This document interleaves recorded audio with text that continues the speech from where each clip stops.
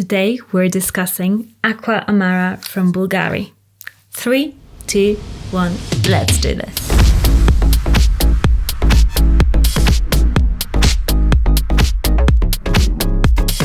Hi, my name is Monika Cioch, and on this channel we talk about fragrances. So if you're interested in fragrances, press that subscribe button and the notification bell to get notified of my latest videos.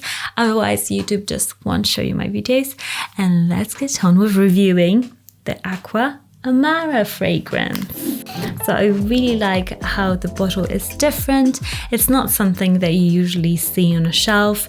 You lay it like this, like a pebble. So it's tying in with this sort of theme of ocean, water, pebbles.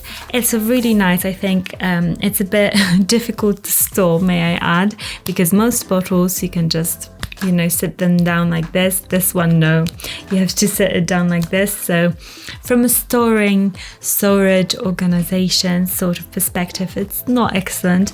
But from think outside of the box perspective, I really like it. So the bottle, I would give it a 10 out of 10. I really love the bottle. It's great quality. I like the Bvlgari here.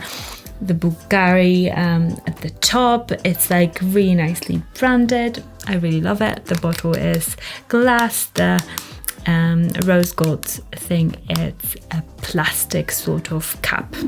The sprayer, whoa, it gives you bigger droplets than some other designer fragrances like Versace, for example.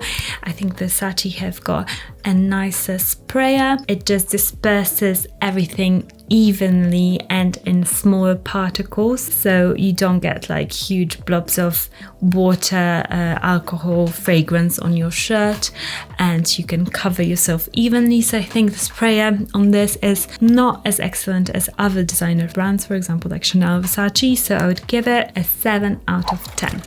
Now for the scent, and I'll spray it again on myself. So it's got loads of like mandarin at the top.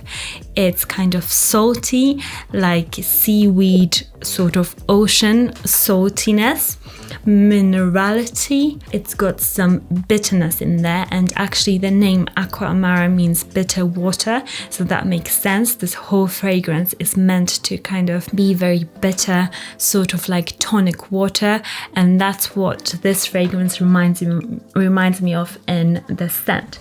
So if you buy like a tonic water that is citrus flavored, that is the sort of bitterness, the vibe of this fragrance, together with the saltiness, mandarin, some patchouli at the bottom, which I don't think it's patchouli, and this is not very natural. It's a very piercing fragrance. The opening is piercing to my nose, like I'm getting tingles in my nose because it's so like synthetic and piercing. So it's a nice opening. I enjoy the scent, but you can smell that it's very artificial, artificially made, very like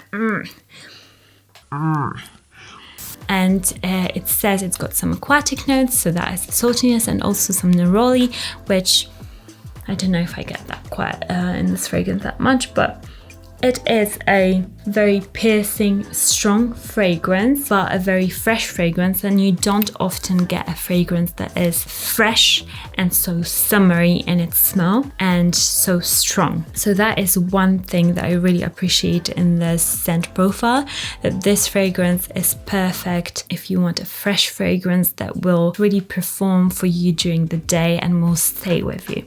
So for the scent, I really like it, and it's also quite unique. I would say it's a unique scent profile for a designer fragrance. This is not something that you expect smelling. If you haven't smelled any other Bvlgari fragrances, then you'll be surprised, but it does have that Bvlgari Aqua sort of DNA, so that is the sort of vibe you're getting.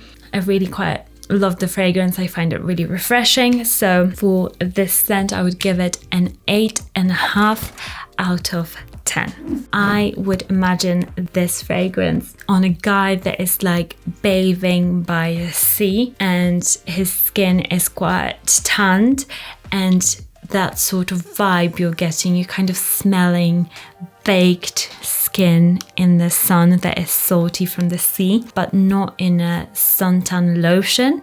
There's none of that here, but in like a fresh aquatic sort of vibe. So I do really love that. It's got like some spice in it and like dirtiness, like ground. So it smells like minerals, ground, mandarin, water.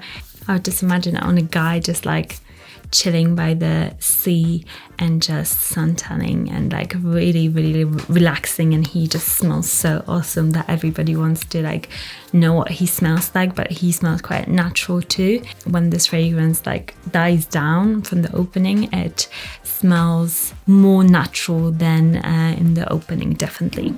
Was it love at first sniff? For me, yes, it is a very pleasing, very easygoing fragrance that I really like. I like the uniqueness that it also has. It's very aquatic and different in a way that is not too obscure for like a general person to understand. So it's very easy to understand, although it's a bit unique. So I really appreciate it. I think this would give you a lot of compliments. The one thing I would say that is that I think not everybody will love this fragrance just because of the slight uniqueness of it. I've heard some people just really not liking the saltiness and the bitterness of this fragrance. If you don't like bitter fragrances, then you might not like this, but I love it. It's so good. In terms of longevity, it's quite good. Actually, for a fresh fragrance, it's excellent. It's about 8 hours for me. That is so good for a fresh citrusy fragrance. You don't get that often. So I would give it a 10 out of 10 for longevity. In terms of scent projection, also, you don't need a lot. You need probably like 2-3 sprays, and that's enough because it's so strong.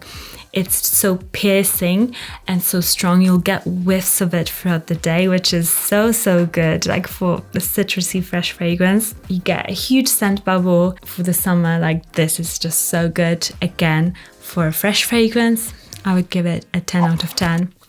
It's like hands down, it's one of the best staying citrusy fresh fragrances that you can get. It's quite affordable. Like you can find it online, very affordable. I think I paid like £30 for this. And you can get it cheaper on like discounters and stuff. So this is excellent in terms of what you get. You get a unique, slightly unique scent that is very long lasting, mass appealing too. Nearly everybody will like it. Very refreshing, so good. So definitely I would say this is amazing value for money. Amazing, like 10 out of 10 value for money for the scent you're getting. Now it's time for the comment of the day. And if you didn't know, I read out your comments all the time. If you are subscribed to this channel and you press the notification bell, I go through some of the comments that show up first because those are the people that have their notification bells turned on and to watch my videos straight away. So I'm in my comment section for the at least first half an hour to an hour when my video goes live. So be sure to like chat with me there. I really enjoy chatting with you. Today's comment is from Jude Harrison. I love Coromandel from Chanel. Do you think it's unisex or only for women? I think one, wear what you like, no matter what the marketing team are telling you. And two, the whole Chanel exclusives line is marketed unisex. That is what they're saying. I think Coromandel is definitely unisex because it's got that sweetness, but it's got that like dirtiness. It smells like an old, what is it called? Like you do that like in Italy and in Poland too. You've got that room under the house where you store food and it smells like wet ground and a bit dirty, that sort of scent, like that patchouli smells like this. So you've got the dirtiness and then like white chocolate and like caramelly vibes. Oh, it's definitely unisex, definitely guys can pull it off. So just do what you like and wear it. It's a masterpiece. Thank you so much for commenting, Jude. I post every Monday and Thursday and occasionally on a Saturday or some other days. So do press that notification bell so you get notified. Otherwise, YouTube just won't let you know. And I'll see you all again very, very soon. Bye, guys. I hit my nose.